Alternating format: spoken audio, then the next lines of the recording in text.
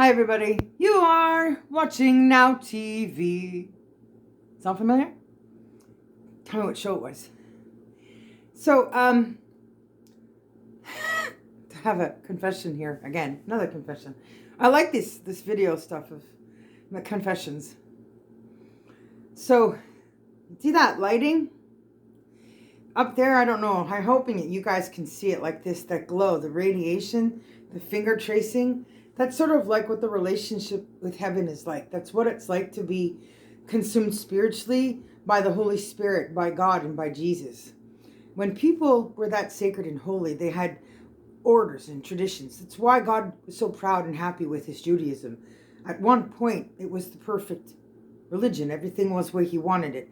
Because of how old-fashioned and how far back the people were and the world they lived in. Today, those same standards of that Judaism is lost. You can't live in a world where there's pornography and sex toys and prostitution legal vampantly all over the place. Like agencies taking care of girls, making sure they have rents paid, condos to live in, right? Have a good life because it's not their fault. The victim is never to blame. So we live in a world now where we can dress in tight clothes and have normalness, right? Compared to then. But I still have a tradition. This is the confession.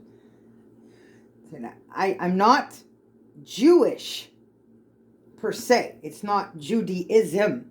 It's about the holiness. It's about the cleanliness. It's about the relationship. It's about the title. It's about when God had his ministers go into the temples at different degrees.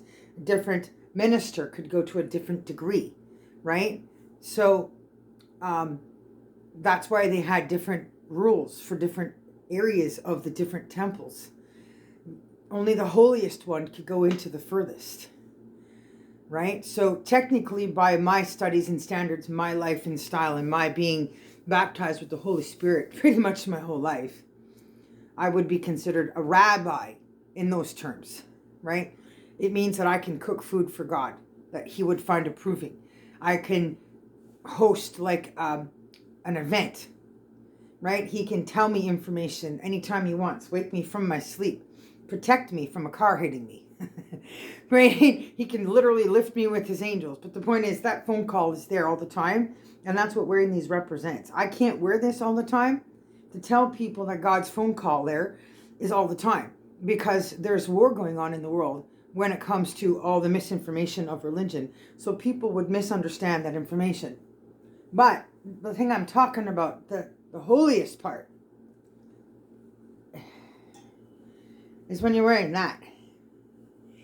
I can't describe to you what it's like to feel the Holy Spirit when you're wearing this as you're preparing to study, to do your practice and reading the scriptures and stuff. For me, it's the only way to make up for the fact that I don't have a tabernacle. I don't have someplace holy to go to be alone. And because I go to this level and extent in my house, I'm safer. And it's my temple that I do this alone in my place when I do this stuff. So it brings me closer and it makes me feel safer. And it provides me an extra layer of protection from the evil that I can't describe to you guys.